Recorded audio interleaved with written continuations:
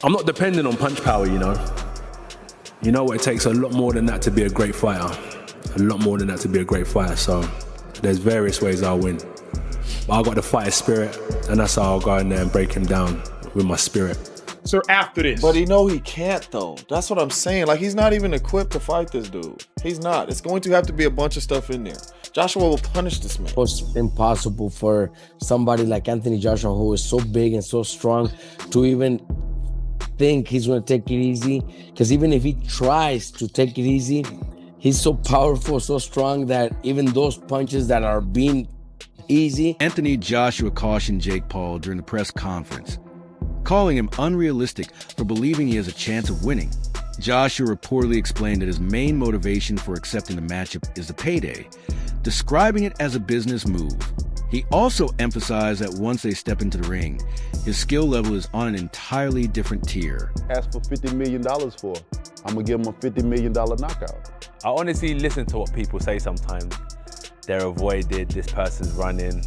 I honestly think some people are deluded.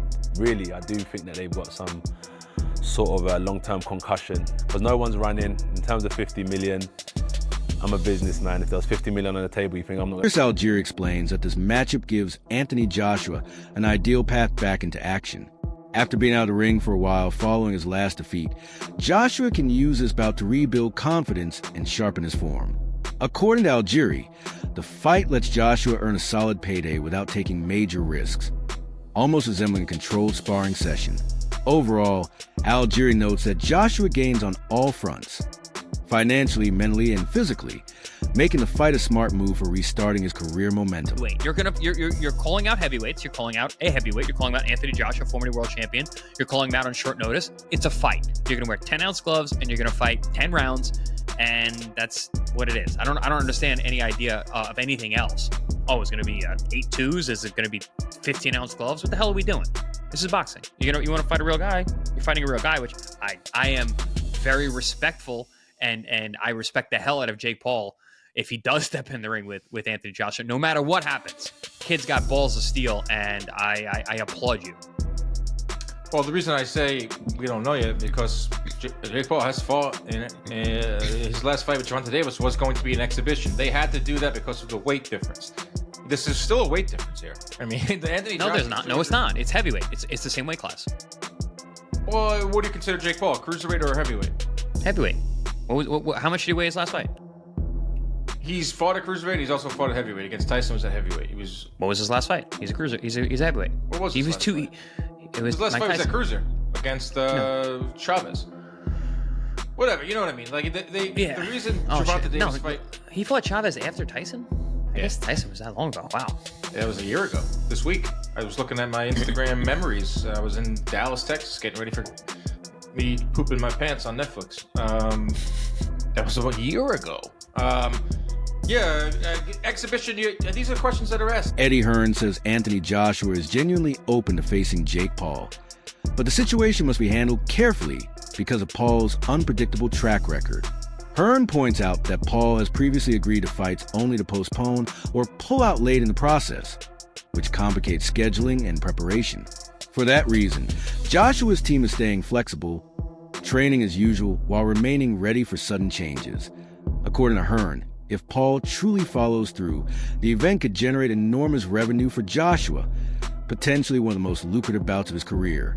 Still, he stresses that enthusiasm has to be balanced with caution, so the opportunity doesn't come with unnecessary headaches. His assessment underscores the importance of patience and preparedness. With Jake Paul being as unpredictable as he is, Joshua's camp aims to secure the matchup while safeguarding Joshua's momentum and maximizing its benefits. Who seemed to come to a surprise for many. How close are we to making that fight, Eddie? Not that close. I mean, there are conversations. There's a lot of hurdles to overcome. But if he's serious about the fight, and if it can get made, there's a very good chance we'll do it. Is it on Netflix, and what did DAZN have to say of the fact that it made one of the hurdles to overcome? But we were going to have an 8-round run out in December. Just so happens it might be against Jake Paul. Have you spoke to Nikisa? I know you're not friends with him. What are the conversations you've had? That's who we're talking about, you know. And if they're serious and if it's real, there's a good chance. But listen, we could wake up tomorrow and he's announced another opponent and he just used AJ's name for clout. Listen, I have to respect him if he takes the fight, but who knows? What do you think Dana White will make of this fight? I mean, he did Mayweather against McGregor. He doesn't like Jake Paul. I really couldn't care less what he thinks about the fight. AJ's going to make close to or around a career high payday.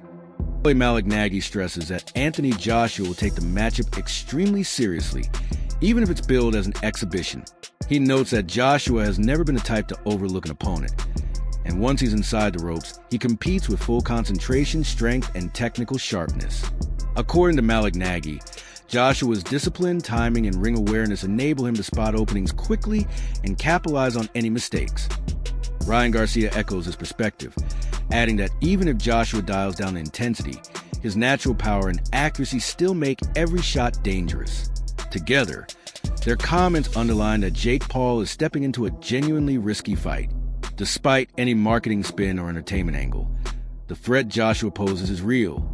Both analysts emphasize that Joshua's background against elite heavyweights gives him the tools to control distance, tempo, and the overall flow of the contest. They conclude that Paul must come in with a solid game plan and plenty of toughness, because Joshua's combination of experience and punching power creates a situation where even minor errors could have serious consequences. Their assessment makes it clear that the matchup requires full respect and preparation from both fighters. Starring Jamie Foxx and Chris Algieri.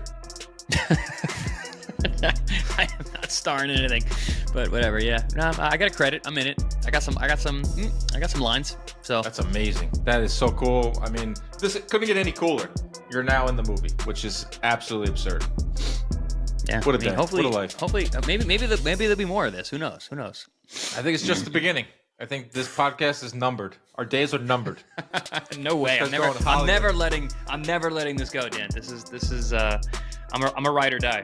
I hope you get so big and become such a big actor that you are like delaying production because you have to film our podcast in your trailer. Chris is in his trailer. He's got to finish his podcast with Dan. They're like, who's Dan? Johnny Drama style. Yeah, love it. Yeah, just When he was on the set for total 5 diva. pounds. Just total diva in every way possible. Yes. Like we said, this episode is brought to you by PPV.com. December 6th, we're going to see Pitbull Cruz versus Lamont Roach. And guess what? We're going to talk to Lamont Roach on this episode. I caught up with Lamont and to get his thoughts on the fight with Pitbull, to get his thoughts on Jake Paul and Anthony Joshua, which we're going to get to in a second, to get his thoughts on 140, potentially fighting at 135. That's coming up in just a little bit with Lamont Roach. Don't forget to order that fight with us at ppv.com and all the good stuff that comes along with that. That's December 6th. Lamont Roach is an awesome interview. Great guy. Awesome guy. Forget the interview. He's just a good dude. I told you to tell him what's up. You probably didn't. He said, but- what's up? He goes, where is he? I said, he's on a movie set. He goes, oh yeah, he's got those movie star looks. See, that's what I get. But yeah, no, he's a good dude. We see him. He trains down in Florida now. He's over at the Pro Box TV training facility, so we get to see him down there training. He's whipping on all the guys over there. But good people, good dude. Good. His dad's awesome. His brother Jordan's great. He's another one to look out for. I think he's a flyweight. I think he's a flyweight coming up, or a bantamweight. But yeah, great family, good boxing family, great boxing heritage. Yeah, and I can't wait for that mega card. Big card December 6th, and he's the headliner. So we're going to get to him in a second. Some big news broke. Shocking news. According to Ring Magazine, Anthony Joshua is going to step in for Gervonta Davis and fight Jake Paul. We don't know yet if it's an exhibition. We don't know yet the rules set. We don't know the date. These are preliminary talks. Dave Allen pushes back against the notion that Anthony Joshua should steer clear of a fight with Jake Paul simply because the pairing seems unusual or geared toward entertainment. He notes that Joshua remains in top athletic shape and, unlike retired fighters who may have slowed down, still possesses the speed, power, and overall skill set to dominate. Allen argues that many fans misinterpret these types of matchups as mere spectacles. Overlooking how dangerous Joshua still is, he stresses that this isn't just a showpiece event. Joshua's conditioning experience and ring IQ mean he can control and overwhelm almost any opponent. Allen also points out the gap between public perception and reality, warning that casual viewers may underestimate the risks Paul will be taking.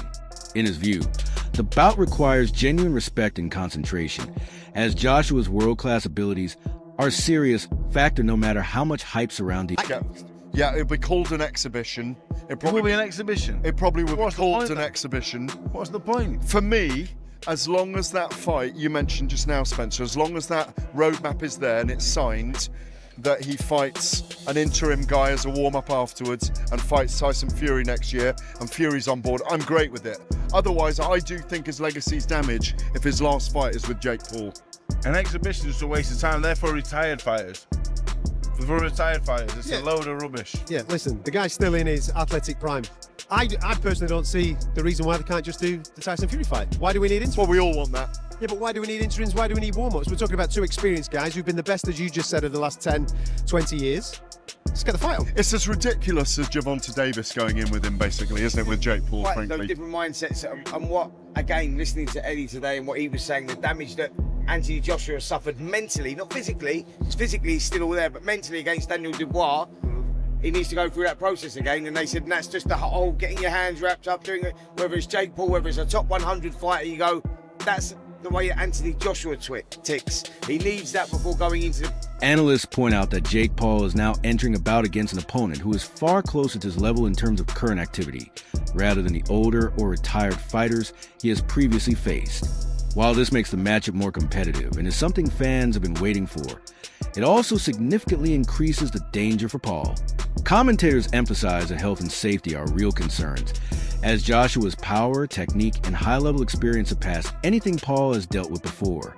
The fight may be appropriate from a competitive standpoint, but it carries serious physical risks that shouldn't be overlooked. Tyson fight, it's hard to say really. Tyson was a big name, but it's going to do numbers regardless, because Joshua is a big name, and then people are going to be tuning in to see Jake Paul get knocked out. Right now, Eddie Hearn talks about Jake Paul taking this Joshua fight. I mean, my estimations of Jake Paul would go through the roof if he signs to fight Anthony Joshua, because I just can't believe in my mind that he would do something like that. I mean, Gervonta was a smart one because of his size. Like, you know, I think actually he would have had a lot of success against Jake Paul, but the size is a problem. But this would just be, you know, like if Jake Paul was to take the fight with AJ, you'd really have to maybe carry his balls in a wheelbarrow on the ring walk, you know, because AJ wouldn't mess around in there, you know. So it would be huge, but nothing, you know, to tell you it's close. Just a few conversations so far. Damn right, if Jake Paul takes this fight, he's got some major balls on him. And I know people hate influencer boxing, but come on, he's not fighting an old, retired, past the prime MMA fighter. No, he's fighting a legit boxer who's massive, 6'5", 6'6", jacked, 240, 250 pounds, shredded, power puncher. Do we need to remind ourselves of what Joshua did to Francis Ngannou? Francis Ngannou was coming off a pretty good performance over Tyson Fury. He didn't get the win in that fight, but you could argue that he did actually win that fight. And Ngannou, throughout his entire MMA career, in 4-ounce gloves, very rarely got hit. He could take a punch. He's got a big, fat African head. Big, thick neck, traps, back. He just can't really be hit. And look what Joshua did to Ngannou. Out cold. So what do you think Joshua is going to do to Jake Paul? Jake Paul better start loading up on that trembolone. Analysts highlight that Anthony Joshua's resume, including an Olympic gold medal and reign as a heavyweight world champion, makes him a genuinely formidable opponent regardless of the fight setting. They note that his mix of technical ability, punching power, and top-tier experience puts him on a completely different level from anyone Jake Paul has previously faced. Joshua's talent for reading his opponent, making in-fight adjustments, and landing clean, damaging shots means that even small errors from Paul could be quickly and severely punished. 6'1", and about 220. I want to say this, though. I think Anthony Joshua, he's made stupid money in his career. Dumb money in his career. I don't think he's going to be in a position to be accepting BS terms with Jake Paul if this is really what's going to end up happening. I think we're actually going to get to see Jake Paul against a former heavyweight champion of the world. Do I think that's a smart idea? Absolutely not. For Jake Paul, do I think it would sell? Absolutely. Do I think it'd be very interesting and people would tune in to see if he gets his head knocked off? Absolutely. I genuinely hate to say. Experts stress that this matchup is anything but a light exhibition. It requires complete concentration, thorough preparation and genuine respect for Joshua's abilities. Analysts point out that Joshua's physical advantages, including his reach, power, and overall conditioning, allow him to dictate distance, tempo, and the rhythm of a fight with ease. Although Paul enters about with confidence, he is stepping in against a former world champion, and taking Joshua lightly could be dangerous. Commentators also note that Joshua's experience against elite heavyweights has sharpened his timing, defense, and ring intelligence, giving him the tools to neutralize even an opponent with an unconventional approach. Overall, the discussion makes clear that this is a legitimate challenge for Paul. Joshua's world-class pedigree guarantees that the contest will be demanding, tactical, and far more intense than a typical entertainment-driven bout. 200 pounds at first. Now he's probably sitting at about 220, 230. Similar size to Jake Paul. Yeah. Went up and beat all these guys. Granted, Usyk, greatest amateur boxer at that weight class ever. Mm-hmm. I think it's going to be interesting, but I do think Jake Paul is in a good position. The only fear is this. I hate to give him credit. If Jake Paul gets his block knocked off completely. Yeah, very possible. The Jake Paul experiment is over. It's a wrap. Because if you step into the ring, everybody thus far is wondering and has wondered, like, what would happen versus a legitimate boxer? Yeah. And in their relative shape. Not a 50-year-old Floyd. Yeah. Not a 60-year-old Mike. We've all asked ourselves, well, what happens if you fight a real fighter? The problem is, once you fight a real fighter and you get beat down, the hypothesis is gone. So now we don't need to wait to see the experiment. Y'all know what we do every year. We say the best college team could beat the worst NFL team. Yeah, and it's a fun debate. Yeah. Because if you don't really know ball, you'll be like, man, but if 10 players on Georgia would start for the Cleveland Browns right now. But if they actually... Ade Oladipo points out that this matchup ranks among the most highly talked about fights, attracting huge attention from both fans and the media. He explains that Anthony Joshua's reputation as a former heavyweight champion and Olympic gold medalist brings legitimacy and excitement, making the event a globally anticipated spectacle. Supporters are especially eager for explosive exchanges and the possibility of a knockout, which adds to the drama surrounding the bout. Oladipo emphasizes that Joshua's blend of power, experience, and refined skill ensures the contest will be approached with seriousness rather than viewed purely as entertainment. He adds that Joshua's established legacy combined with Jake Paul's widespread popularity has created massive buzz, making the fight a major topic within boxing circles and mainstream culture alike. The growing anticipation, extensive media coverage, and ongoing fan debates highlight just how significant this matchup has become.